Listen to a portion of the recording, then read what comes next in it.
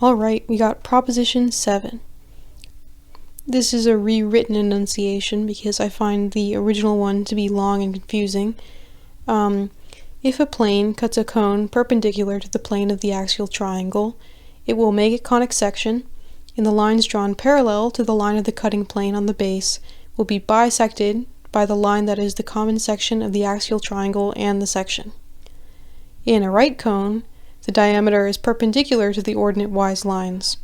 In an oblique cone, the diameter is not perpendicular to the ordinate-wise lines unless the axial triangle is perpendicular to the base.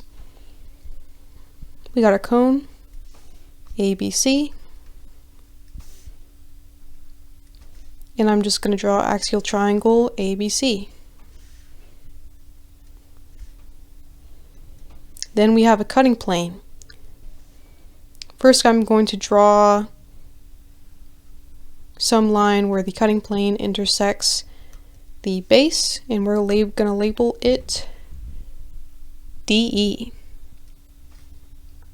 Then we're going to draw the rest of the plane and the section that this plane creates with the cone.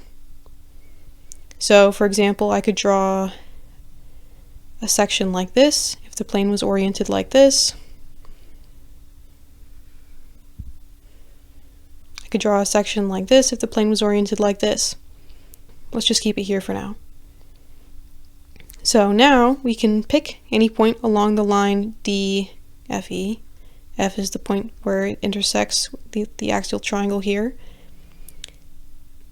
So let's pick some point like this and label it H. Let's draw a line H L. Let's say this point isn't actually labeled, but let's just label it L. And let's construct this line so that it's parallel to the line DE. And just as a reminder, DE was constructed perpendicular to the line BC.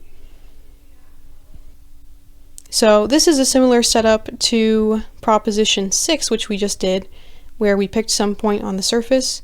We drew a line parallel to a line that was perpendicular to the axial triangle, the plane of the axial triangle. And we know that this, first of all, will hit some other point on the opposite side of the conic surface.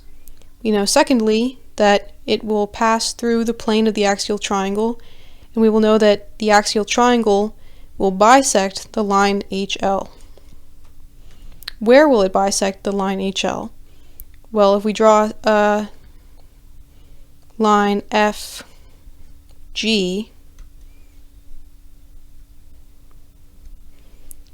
this line can represent the common section of the axial triangle and the plane of the section, the cutting section.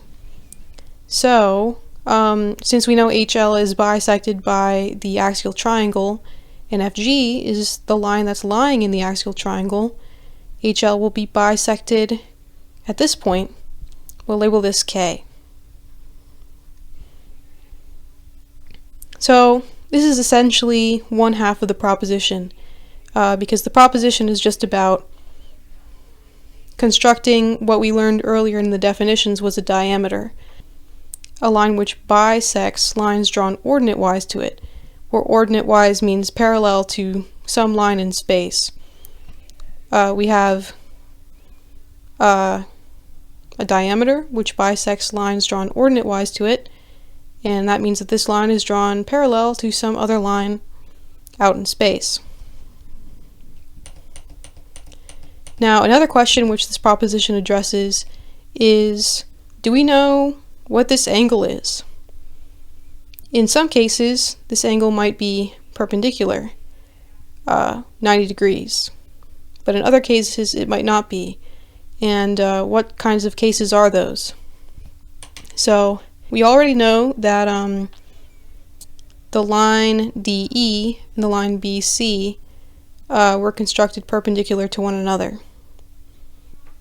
But do we know that the line FG is perpendicular to DE? It might not be.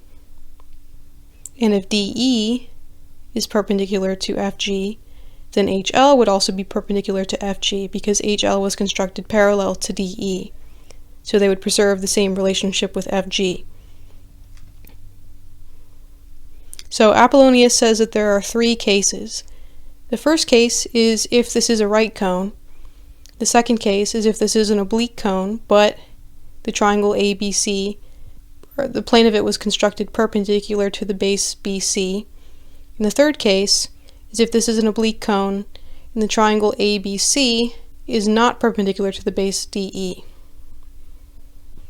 Now, if the triangle ABC was constructed perpendicular, or is perpendicular to the base DE, obviously then FG would be perpendicular to the line DE, because FG exists in the plane ABC and DE exists in the plane of the base circle.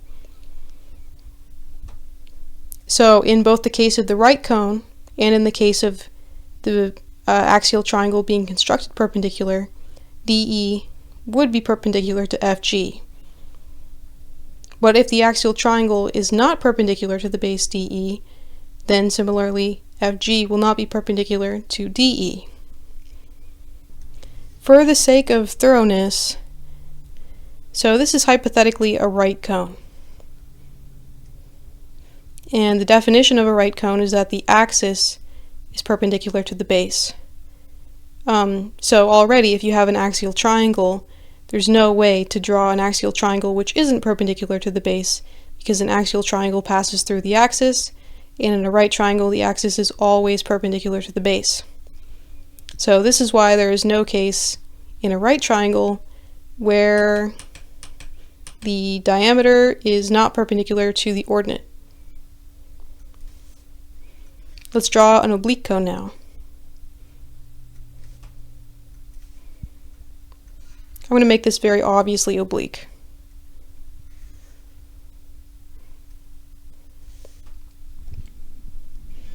So here the axis looks like this. Now you could try to draw, let's pick a different color. You could try to draw some axial triangle like this, which might be perpendicular to the base if you construct it that way. But you could also try drawing some axial triangle like this.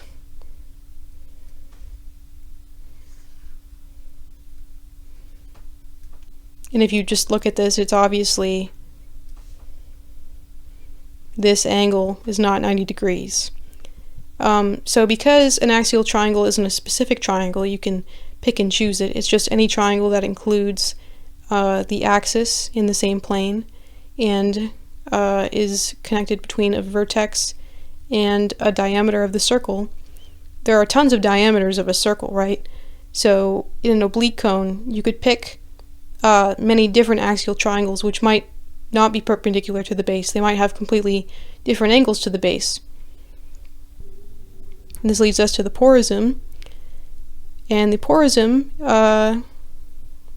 is that it is possible for some parallels to be bisected by the diameter FG and not be perpendicular to FG. It might be possible to have a conic section like this,